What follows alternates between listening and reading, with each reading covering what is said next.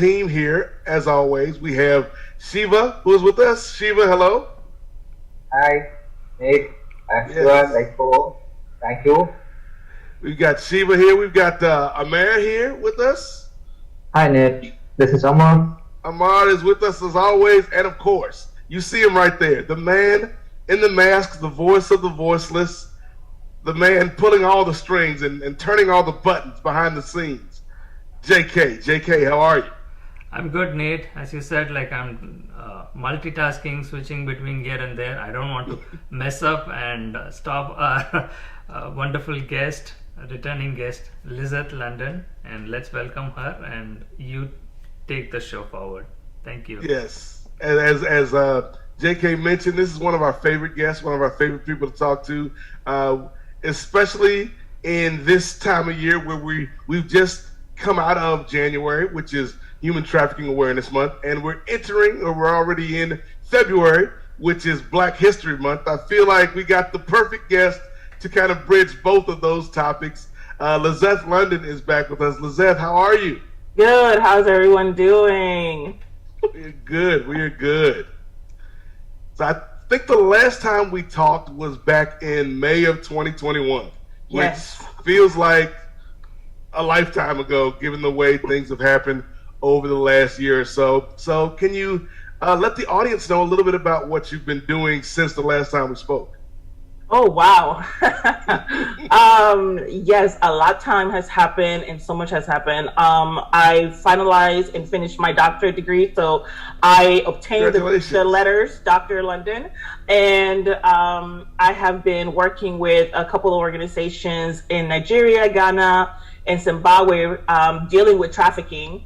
Helped them create a guide, an assessment guide that they can use for their ambassadors who are the front line on how to ask the right questions, especially since there's so many exploitations going on right now, where parents are selling their children because they're trying to get some funds to be able to survive and keep the family from starving. So been doing that. And yes, as you mentioned, the trafficking month was last month.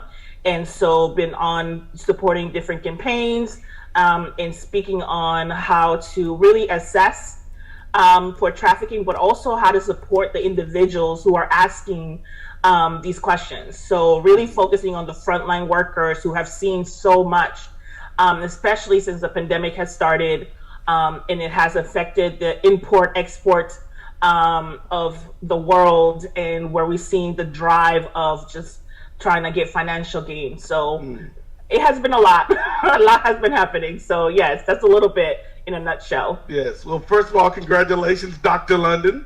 Thank you. We're so happy to hear that. I think one of the things that I've been thinking about as we are still pretty fresh into this new year in 2022 is the amount of just kind of like, I guess, depression may be too strong a word, but I would say mental fatigue is what I've seen from a lot of friends and family and co-workers and people doing campaigns like this. Like, how do you find the energy, Lisseth, to kind of keep going and keep fighting for these things when a lot of folks right now are feeling just so tired from the last 2 years of the pandemic? What keeps me going is the fact that I was there. So I know what that feels like to be emotionally tired and physically fatigued because of trying to do so much, trying to pour out from an empty cup. So I know what that looks like. I know what it feels like. And so I'm a big advocate on trying to avoid that and trying to speak out about that. That is definitely something that we have been seeing a lot of, especially with our frontline workers, individuals working in the trafficking field, because it's tiring. And for someone to walk in to a home or to talk to an individual and see the marks and see the physical abuse of even a child or a family member because of trafficking, it has taken a toll on them. And a lot of frontline individuals, especially overseas, have been committing suicide. And so because it has been too much, they don't have the tools to really speak about what is happening, you know, and then who do you really talk to? Like when you're feeling sad and depressed, when in certain countries, talking about that is a sign of weakness. And so they just really keep it bottled up. So it's just been, really me going against culture, and talking about like, well, you know, in order for you to be an individual within your community, you know, as a collective, you have to be a whole person.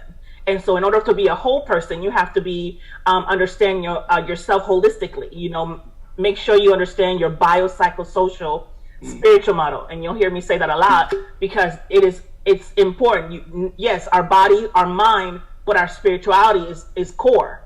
So if everything is shaken, then when you are needing to re-encourage yourself and re-energize, it falls apart because you haven't taken time to really address all of those points.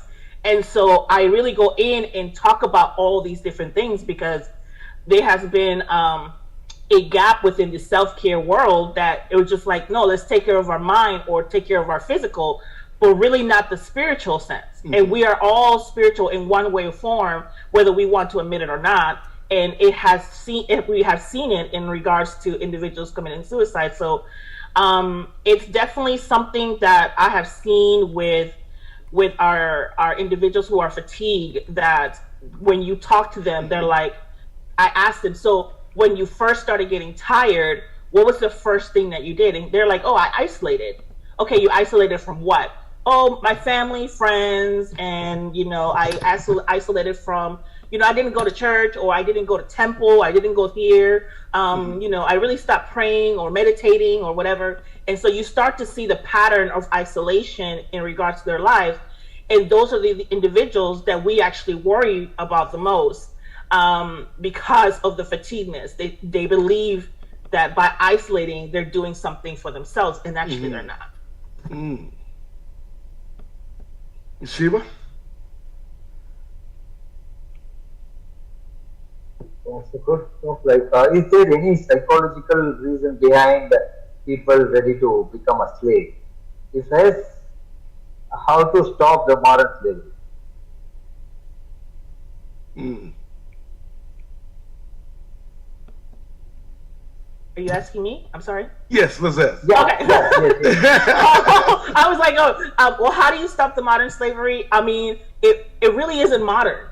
I mean, let's be realistic. It's not modern slavery at all. It's just, it's new to the world because it's culture. You know, if you talk to somebody else, this is a natural thing about transferring a human being or selling or using a human being for financial gain to support your own. Mm-hmm. It really isn't new. It really isn't modern. It is just the reality. It's what slavery is, right? And so how do you address it? How you really talk about it? You have to talk about it by addressing the culture itself. And so in order to address modern day slavery, you have to talk about the culture and start to debunk certain things about culture. There is no gain if in the collective or the community itself is suffering. If one person suffers within the community, that means the whole community is suffering. That means the whole community at some point is going to feel the weight of it, right? Why do I say that? Because if in a community, if two families are out of a job and they're trying to figure out how to get funds, and someone comes in to say, hey, if you give me your child, or you come and do this type of work or whatever, and we will give you this money, we can help you. So now the community itself is going to see, wait, why are they getting this, right? Mm-hmm. So then you see the impact in the community. Or if nobody comes in and the family has no finances, that means that at some point someone's going to start going into houses to get something that they need to be able to feed their family. So then again, that's an impact in the community, because now people are going to be robbing and stuff, which is why we see an increase in violence in certain communities. So it's not a modern day slavery. It is just slavery itself, just the fact that we are now understanding the culture of itself and the root of itself a little bit better. So how do you end it? We really cannot end it if we don't talk about the culture itself and the need of the collective group. So, and I don't think that everybody's able to get there yet, because if we talk about the culture and we talk about the root of the problem, that means that a lot of individuals are going to feel that they themselves have been actually part of the slavery movement, and they're not ready to admit that. Yeah, well, go ahead, Shiva, go ahead. Yeah, I got excited for a second. Is there any psychological reason behind people ready to become a slave?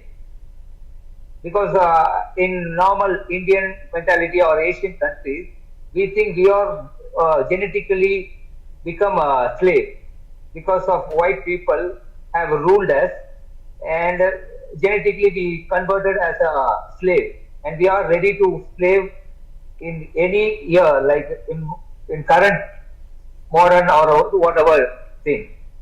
We are ready to slave. Is there any psychological reason? Can I answer? Oh, yes.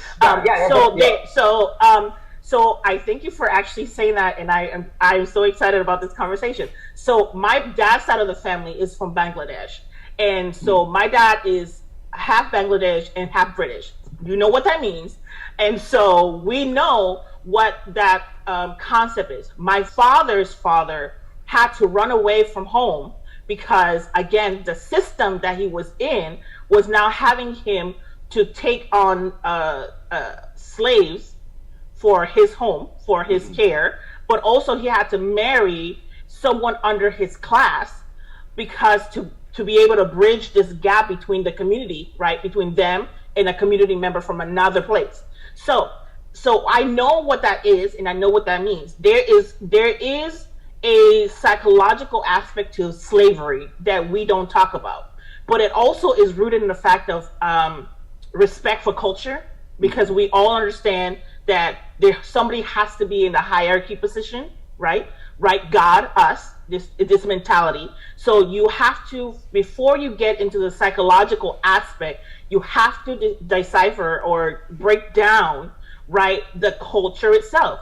So in a culture where people believe in the hierarchy of those higher than us, and we are in a class that are supposed to serve, I mean, especially when we look at our Bible or Quran or whatever Bible or book that they're using, it's still, the hierarchy is still there.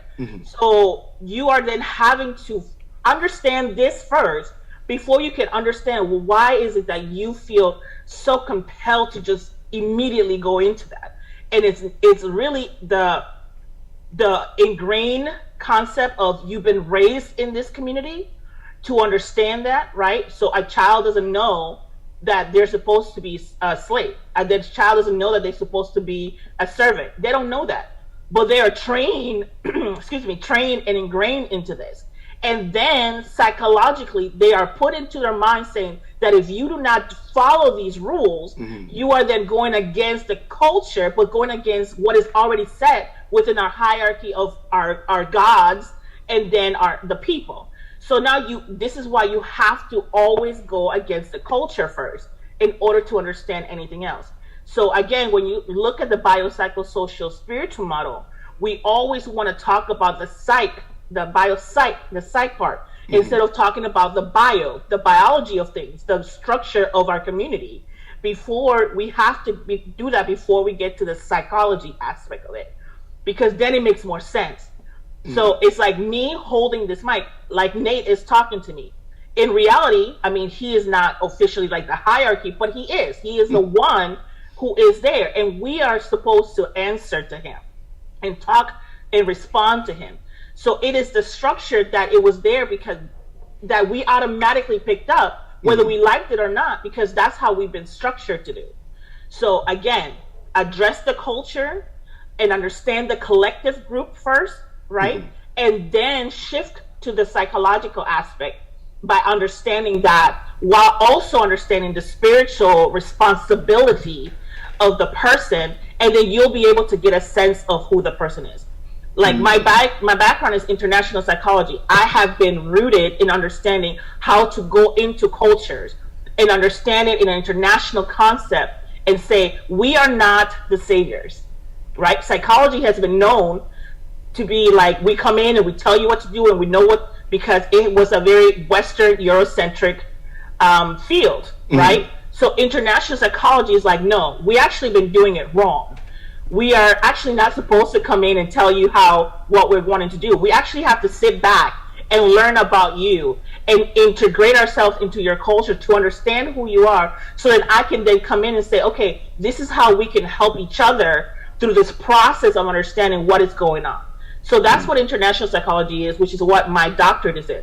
So that's how I can let you know, like, this is what we need to like kind of break down to understand this modern slavery, but also this mentality of why is it so easy for individuals to really follow through and be like, it's okay to become a slave, and others not.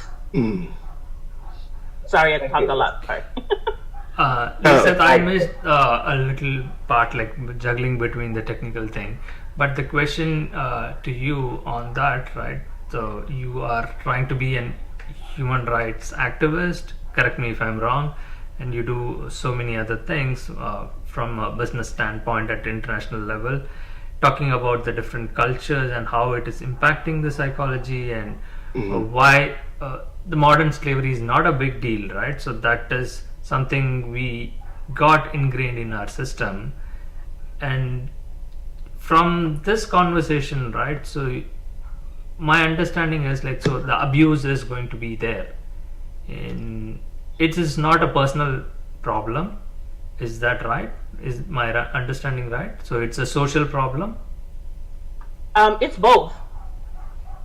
It's both. You cannot, or again, you cannot separate one and the other. They're both together, because we have been trained as a community to know this, and we also are adapting to this. So it is like walking with a backpack. It is part of you. So it's both, actually. Yeah, we do have a team member like who's from Bangladesh, Amar. Amar, you can also ask question, and also we have joined by a new guest, Peter. Peter, you are welcome to ask question as well. We have our special guest and expert, Lisseth London. Yes, thank you, Victor, for giving me the chance to say something. So, Lisseth, nice to see you here. So I have a question. So how can we stop human trafficking? You know, Stop Now organization is working to stopping like those things about human trafficking, sexual abuse, modern slavery. So finally, do you think this way you can? I believe you see all of those our activities. So finally, do you think in this way we can stop this? So what's your opinion? Unfortunately, and I hate saying this because it goes against everything that we're trained to do. You know, we're taught that if we have a problem, if we work towards it, we can fix it and it'll go away. I believe that this is going to be a problem that we're always going to be dealing with. We just have to. I think that the organization itself, we have to be more open and honest with ourselves in terms of the interventions what we're actually taking. We have to adapt as this thing is moving, because they're adapting to change, and they're adapting to change faster than we are. For example, you know, there's a whole black market, right? We know this, we see this in movies, it's like, we know this. And there are certain organizations that are connected with federal governments to actually access these websites, and it's great, right? But there are certain organizations that are really still doing things in paper, right? And so, I'm not trying to knock anybody. I'm just saying that is the examples that we can use. This thing is moving and adapting to our 21st century. We're in 2022, and things are adapting and moving. The TikTok, the Snapchat, all these things are being used as a way to be able to sell and market for these organizations that are in the trafficking world. And so the fact that our certain organizations in this field are still not adapting to understanding this and understanding the culture of what TikTok it really is, that's why we're so behind. I feel like we're behind because we're not adapting. And so to your original question, how can we end this? Unfortunately, I don't feel like we can end it, but I feel like we can get smarter on how to approach to it, like how to deal with it. And I also believe that asking the people who have been victims and survivors is actually going to be tools for us to be able to understand how do we adapt for the next phase. Because a lot of them were ingrained in this. They know more than we do. Organizations, and this is the concept, and I'm not trying to get crucified. This is what I said last time in May. Please don't come for me, anybody. But I'm saying that in terms of organizations are still in this Eurocentric mentality. They have this, I'm the savior. I'm going to save and fix the problem. And that's not reality. We need to understand we cannot save anything because we don't know. We haven't been trafficked. We haven't been exploited. And certain organizations are ran and created by survivors, which those I totally believe. And I'm like, man, yes. But because of there's certain organizations that believe that they can go out there and save without really understanding the actual core of this, I'm concerned for those organizations because those are the organizations that their staff gets burned out more faster. And let's keep it going here, Lisseth, because you said something earlier that caught my attention, and it was that sometimes you can be part of the problem without even knowing because it's the way the system is set up. And when you're talking about power dynamics and the hierarchy and how like you can have the best intentions, but you could be actively helping a system that that props up, the modern slavery or the slavery that's always been here, just taking different forms. So I'm wondering, Lisseth, like how, because you kind of answered it right there in the fact that it's not about this group or that group being a savior. It's about how do we keep up with the issue. But how do you change somebody's hearts and minds? Because, and I always like to throw like crazy examples at you. This week, I work in sports, so I've been thinking a lot about the lawsuit that Brian Flores, who's a black head coach, or was a black head coach, brought against the NFL. And he's saying, there's not enough black head coaches or even being interviewed for these jobs. And it's like, how do you legislate somebody's attitude? Like, how do you change somebody's heart, change somebody's mind? So like, a long way around getting back to human trafficking. If there are people in positions of power in the government or in these organizations that haven't experienced that or haven't had a family member or a friend whose lives been touched by that, how can we get them to care, Lisseth? And again, I'm going to say this. Please do not come for me, anybody. In order for you to really get to understand and feel that something that no one has been exposed to, you really have to remember the human side of it all. I think we have lost touch of the humanity of ourselves and the humanity of the pain that this issue is causing. We see it as a number. The human trafficking world is a $1 trillion industry. Not only those that are selling, right, but those who are organizations who are working and doing this work. One organization that I know, I'm not going to say names, received $5.6 million to provide housing, to provide all these different things. And this organization does not have a house and only has a 3-bedroom in their own personal house that they offer. Wow. So how are you getting that much money to provide a service that you're not actually doing? Okay, and I'm saying this because organizations are pulling money and throwing money, and because no, to individuals who know how to play those strings, who know how to play. Like, I know you don't understand, but let me tell you what we are doing. And so the point that I'm trying to get to is the fact that in order for individuals to understand this, you have to break it down to the human side and use the example if this was your child.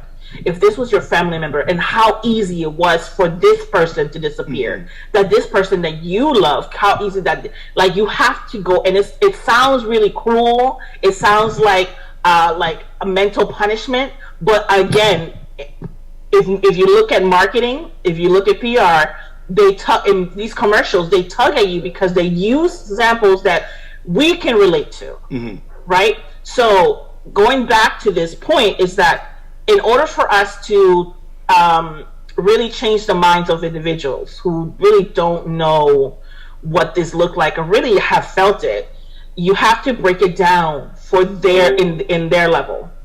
Does that make sense? Yeah. And in order for break it down to their level is tug at their strings. You have to go through their mind, right? And the way we use commercials to use this mindset is also the biopsychosocial spiritual model. You address the needs, you address the psychological barriers, you address the social aspect of it all, you address the spiritual aspect, and that's how you can tug people. So if we are able to understand a little bit better this mentality and this approach, you are able to be to have a conversation with individuals and really bring them in so that they can become true humanitarians and true fighters against human trafficking. But you have to do it in a way that you have to break it down.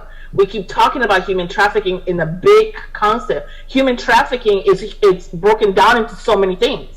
You have labor trafficking, you have exploitation, you have physical trafficking, you have individuals who, like, for example, this client that I just had, this individual was talking to a boyfriend, met the family and everything, and the boyfriend, they say, oh, it was a nice guy, everything is great.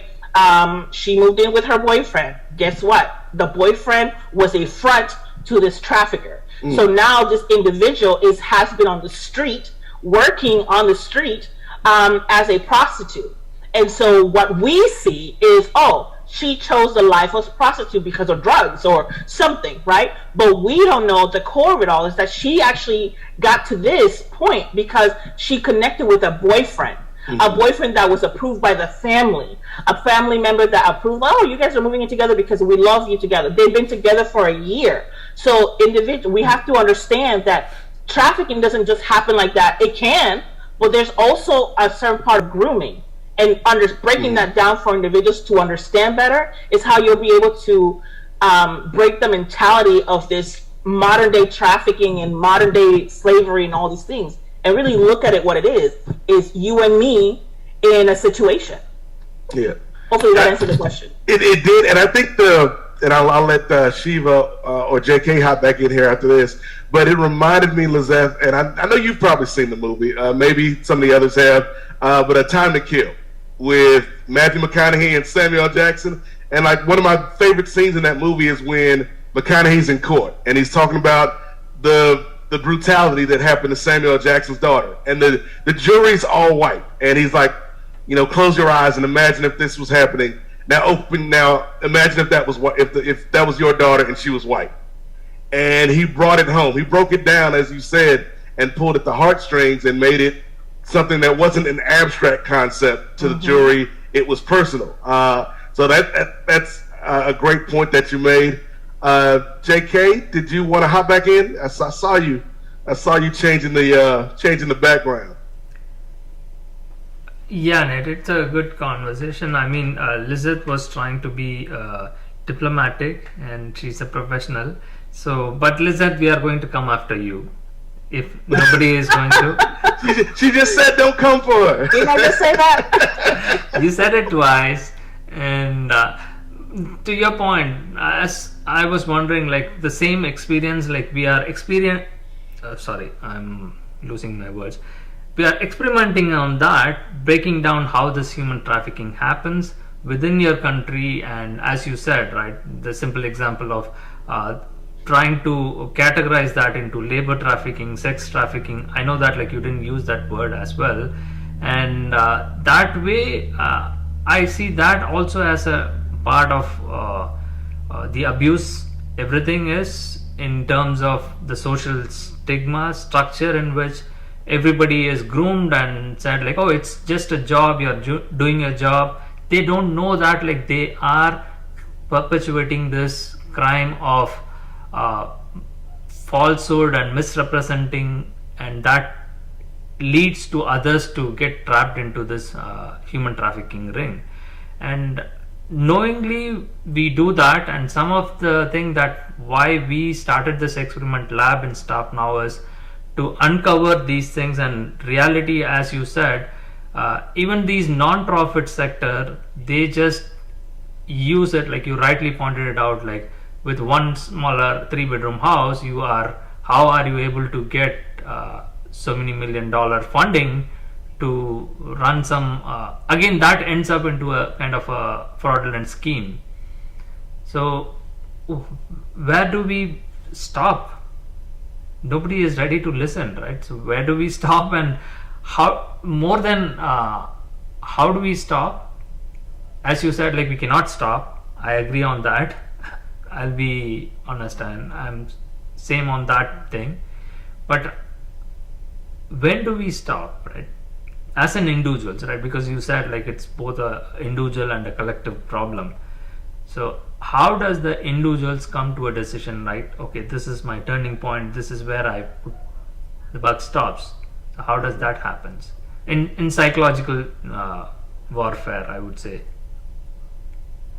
And I just want to clarify who stops, like the trafficker, the organization, who exactly? The trafficker. I mean, so I can become a trafficker, right? So the simple example I'm saying, like I'm not. He's not saying that everybody listening. He's not saying he's going to be. Okay, go ahead. Yeah, I always try to play the devil's advocate. I am the devil. I'm fine with that, right? Yes. So I am capable of. Every individual is capable of. One other human rights advocate, like she also mentioned the same thing. Most of the victims, they get trained by the traffickers and they turn into traffickers. They exploit and they start doing the same thing because they know the game, how to game the system and get away with it, like not getting caught. And the white collar crimes, so we are focusing on that. So one of the campaigns that we are running was on H1B visa, and graciously Nate volunteered, my host, a honorable person. He volunteered his profile, and he has story to tell you that we can fake things and we can get into billion-dollar companies and earn thousands of dollars. So how is that possible and how is that justifiable? Okay, so first I want to get to your first question in regards to these traffickers and how do they get to stop. Because Nate used Time to Kill, I'm going to use the Marvel movie. This is the Iron Man, I think it's Iron Man 3, where, you know, the individuals were like, they were ex-military people, and like yes, I use Marvel. Anyway, so how these individuals who were trained to fight for justice for their country, right? Now they came back, and these individuals that were used, right? They were retrained. Their minds were retrained to look at, I need you to be a martyr, right? Like, you are going to do this. And so we have to understand that with trafficking, the traffickers itself were not just traffickers like, today I'm going to wake up and just be a trafficker, right? Something happened. They were exposed to something. They saw it themselves. The individuals who were victims turn into traffickers. They saw the pain that they experienced as those that were under the trafficker. And for them, some of them were like, I don't ever want to be the one that has no power. So in order for me to feel like I have power, I want that position, right? And so a lot of them, like, I never want to be a victim. I want to be the person in putting out the word to do anything, right? So that is one way that we see it when survivors turn into the actual traffickers. That's one way. The other way is that individuals have been trained, right? From these traffickers have victims who have children for them, right? And these children, I don't know if you know, but I'm sure you guys do, is that they stay with the trafficking family, right? And these children see what's going on, right? The traffickers either use them as, you will be another victim, or I'm going to train you to be a trafficker and a runner and a player for me. So these are the two options that these people have. So again, it comes down to how we are using and training them, right? The psychological boot camp that they go through in order for them to be this person. We have rich people, right? We know many people who have been caught in this field, but rich people who were like, well, we didn't even know why did he get involved? And it was just something so small, right? It was, I needed to get a date, or I needed to, buy this property, or I needed to get this. And that was the beginning of everything. People believe that when you talk about trafficking, it's only sex, and it's not only sex. It is everything that falls under that. So again, it goes back to the psychological boot camp that individuals go to, and we don't talk about that, right? I went through a educational boot camp to be able to get my doctorate. I had to go through years of work and then write a dissertation, implement my study, collect the data, and do all these things to become an expert in my field. And so we think that that's not something that individuals have to go through in this field, in the trafficking field. And when we don't think like that, that's why we fall behind. So that hopefully answers that part of the question. So Lisseth, let me stop you there. So it means, like, my understanding is people trying to take the shortcut. They want to climb up the ladder by pushing everybody else. That leads to this kind of violations, I would say. But then obviously that there is no end to it, right? It is kind of a perpetuating cycle, and who wins it? And we can go on and on with the philosophies of whether socialism is right or capitalism is right or communism. So it's a whole game over there.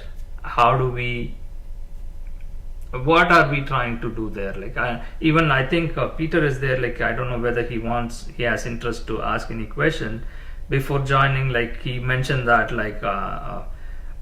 that there are more meetup groups where they talk about meditation and God and other things, spirituality, rather than talking the real issues as such. And how does that, like, because I am not in favor of that. Nate is going to he's laughing already.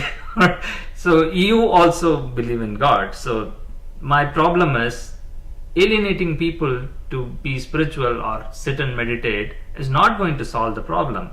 And what are we doing in that spectrum? Because it's a whole lot conversation. So do you have any thoughts on that? You're asking in regards to why are we pushing the spirituality into individuals, right? Yes. I think it's the hope. It goes back to the hope. When you are targeted, remember the biopsychosocial spiritual model, and every of that aspect has been beaten down in order for you to go through a psychological boot camp, right? You have nothing. You have no hope in your physical strength. You don't have no hope in your mental strength. You have no hope in your community to help you. You have no hope in your spiritual aspect. You have no hope. And so a lot of organizations who are connected to this religious or spiritual sense, it really is not about beating down this mentality of you need to believe in us. It really is trying to give them a tool to begin to believe in something. And I think that is where we have to be mindful that, now I'm not saying all organizations do this, so again, don't come for me for that, but not all organizations do that, but the concept of why religion or religious and spiritual organizations got involved, it was because someone said, hey, we are seeing individuals with no hope. Let's try to bring this in. And so this is why you see in any organizations that's submitting a proposal for any type of trafficking, anti-trafficking work, is that they always ask you, well, what are you going to do with this aspect, with the spiritual and religious aspect? Because they know that that core is important for the individual to see the next day and to move on to the next day, because that helps them to believe in something, so then they can start pouring back into these different buckets that they have. So I don't believe that is the only thing, right? The spiritual and religious aspect is the beginning of the spark. It's the matches, right? It's the beginning of it all. And also remembering that we are, as a collective people and individual people, we are spiritual, whether we want to acknowledge it or not. We believe in something, because otherwise we will not trust anything. We wouldn't trust in planes. We wouldn't trust in cars. We wouldn't trust in anything. We have a belief in something. And so in order for us to address this modern day slavery, or just the slavery itself, is you have to start believing in something when everything else has been taken away from you.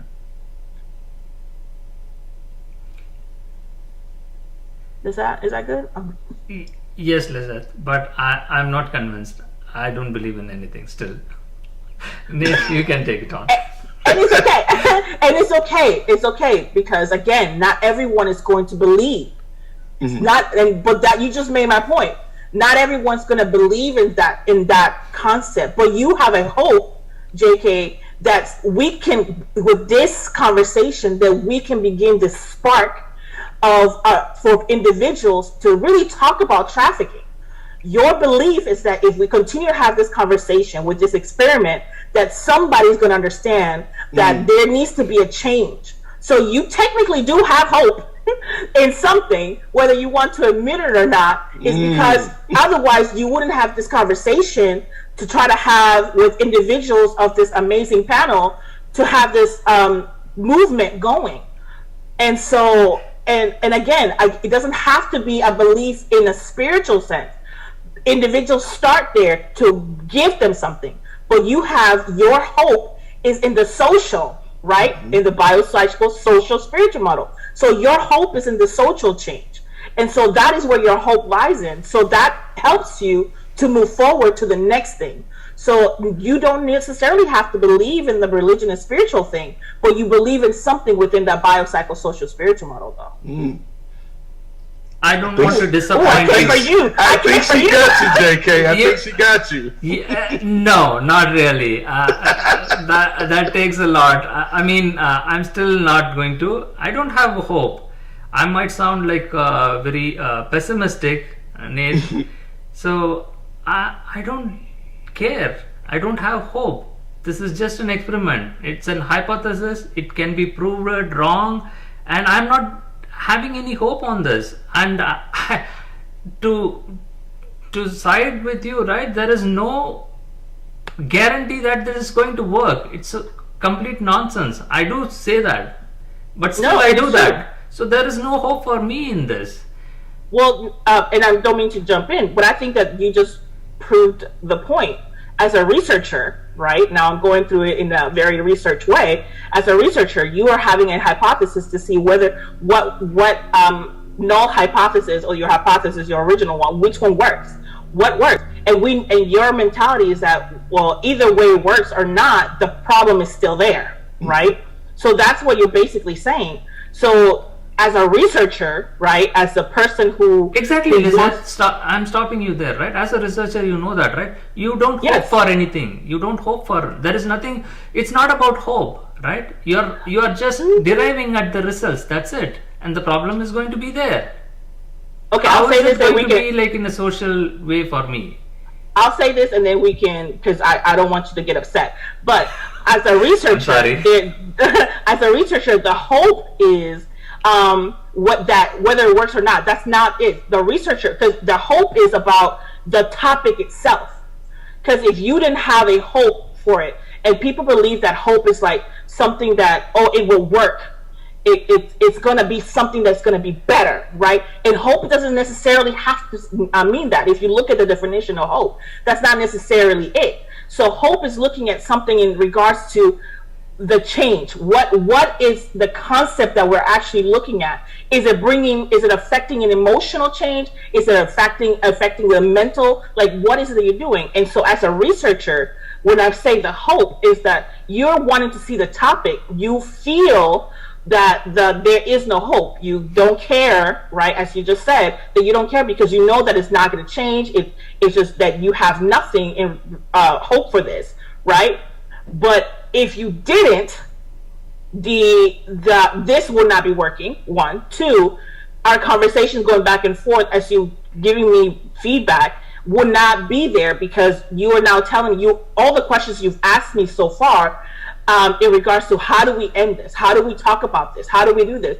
Has a connotation that is connected to your hypothesis, right? And as a researcher, whether you want to say that you're hopeful or not, the research is rooted in that. And you can say that it's not for you, but as a researcher, we always have hope of whether it works or not, because it's the topic itself is what we're bringing to the forefront.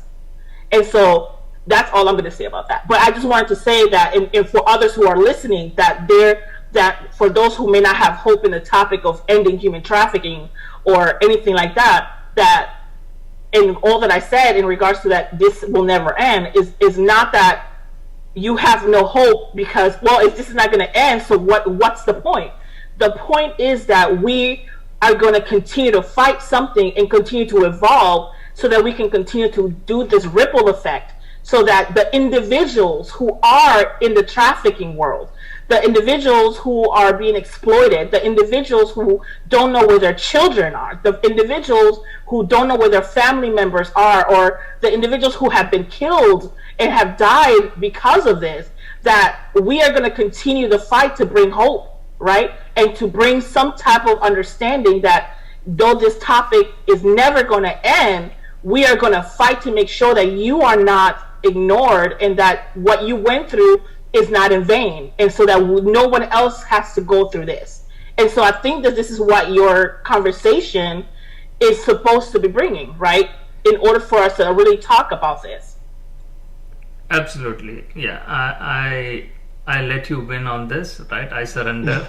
That's a good point. It's not about hope, and you made your point on that. I agree on to it, and that's why I say this, and I honor you as a special guest, and I don't want to disappoint you as well, that the conversation has to be made, and it's about bringing in awareness, whether the change is going to be there or not in our lifetime.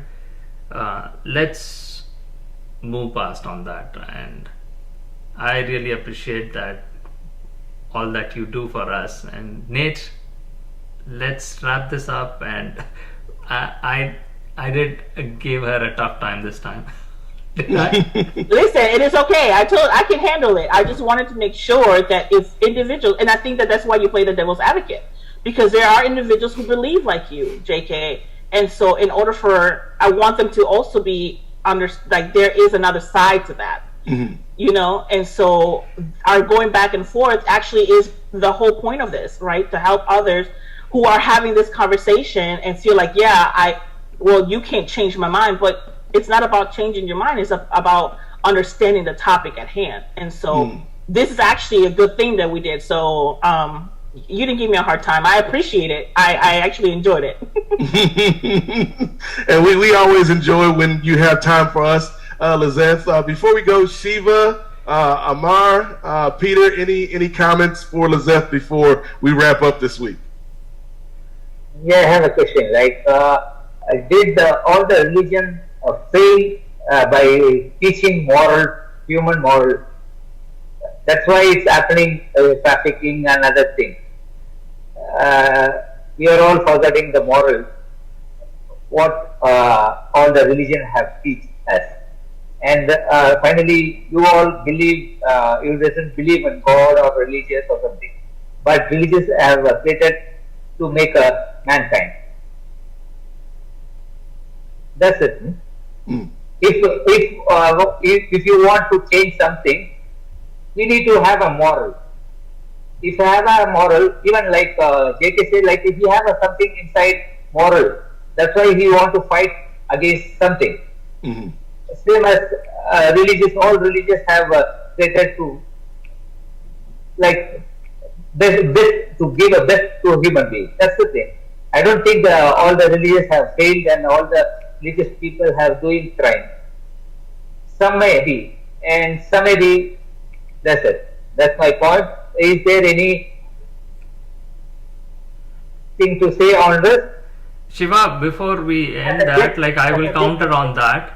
I don't go by the morality, right? And I don't want the others to set morals for me, right? I don't have my own morals, right? There is nothing. We are all social animals. We live and die. That's it. I'm that simple. I'm not the person who is going to complicate here. And let's hear the thoughts. No, I don't want JK. I don't want to argue with it now. I need some answer and some conversation between our chief guest. Like, yes. I think that you know, that whole phrase where it says if you don't stand for something, you'll fall for something, you know, or you'll fall for everything. As human beings, we have values, and so, you know, it's something that we are born with, and it's what's it called? I was about to say it in Spanish. It's something that we are born with and then groomed and polished as time goes on, which is why we have our morals, right? Our principles, our standards. I believe that we, like JK and Siva, that we have morals and values, and I think that once you do have that, you know where you're standing on, that's how you can help, and that's how you know who you are, and how you can connect to moral fights, right? To humanistic needs, right, of our people. If you don't have that, then you will fall for something, right? And so and I have talked to traffickers, like ask them, why are you doing this? I literally have done this. And they're like, but why not? You know? And so this is, we as a human beings, we are needy, selfish, and want what we want. And so when we have that is who we are naturally. But without morals and standards and principles, we can't see the other side, right, of the human fight. We just stay in our needs and our wants. And so when I'm talking to these individuals, they're saying, well, why not? I want what I want, and I can get, by doing all this, I can get what I need, right? They're only in their needs. They never were in the morals, because the morals is looking at someone else, right? So yes, you have to have morals, you have to have principles and standards in order for you to really talk about that. And in my trainings with people, that's the first thing we talk about. What is it that you stand for? Right. Like, what is your belief? Like, if you had to fight for one topic today, what would it be? And oftentimes people have a hard time answering that, and that tells me something, right? That means that you're going with the flow of things, and that means that at any time you can switch sides. And so, which worries me, because you don't have a value in this. You don't have a value in human world, in human needs. So yes, thank you for bringing that topic up. Yes, and I would say, just kind of piggybacking off of what Shiva said, like even with, you know, quote unquote religious people, like they're still people. And as you mentioned, Lisseth, like people can be selfish, people can be dishonest, people can be cruel. And so, you know, I would say, like you're saying, what's the thing that you want to fight for? Like, you know, I would put that as a focus over, you know, this specific religious person said that. Because they can be wrong, because people can be wrong. Exactly.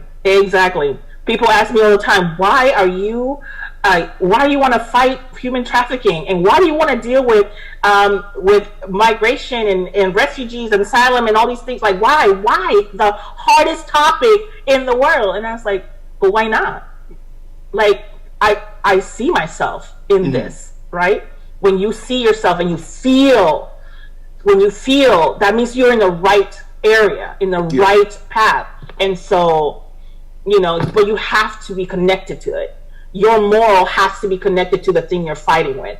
Because if not, then you're just really hurting yourself, and you're going to deal with fatigue, you're going to deal with being burned out, you're going to deal because you are doing something that you're not supposed to be doing. You're not in the passion, you're not in the in the thing. So absolutely. Amar, any final thoughts before we wrap up this week?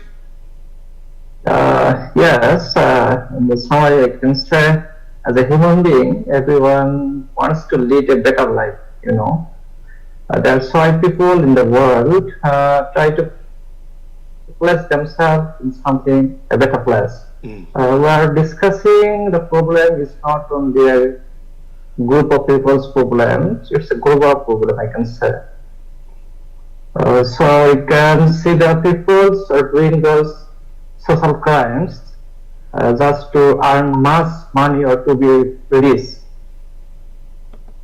So it's a competition, nowadays, who can be more rich or who can list their names in the list of top rich people in the world. Yeah. So to stop this, I think first we should confirm so every people can lead a better, good life. Then we should make more awareness. For this, we should have to work together to solve this global issue. That's also. Thank you, and I think that's something Lisseth mentioned earlier. Like we can't just look at this from an American Western point of view and try to fix everybody else's problems, because that's not going to work in the long run. Exactly. Absolutely. Lisseth, London Global Consulting, and she is CEO and founder of International Trauma Specialist, human rights activist. So with that, yes, Dr. Lisseth London, JK. Dr. Lisseth London, yes. Well, thank you. She worked hard for those letters. I worked hard. Many tears. But thank you so much. This was a great conversation, and just the questions and the feedback has been great. And so hopefully, we can just change, the minds of organizations by, talking about the fact that they need to be, not behind any longer. Yeah. Let's move forward. Let's adapt to our surroundings and what the people are saying and the words. And yes, we absolutely are happy anytime you make time to come talk with us. So hopefully we will see you again. Hopefully it won't take another year before we talk to you again, Lisseth. But thank you for your time. Thank you, Shiva. Thank you, Amar. Thank you, JK. And JK, I think we can thank everybody watching and say goodbye for this week. Thank you, Lisseth. Wholehearted thank you for you, and absolutely you are wonderful and always gracious, and even within the short span of time, like I just reached out to you last night and you immediately jumped and said yes, and you are so special on that, and a favorite always for us, and you do good work. Keep doing that, and we will connect back again. Bye for now. Bye.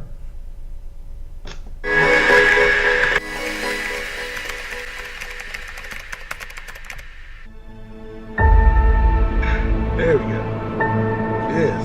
So we got a new intro from the last time you were with us. I was like, this looks like a whole movie set right now. I love it.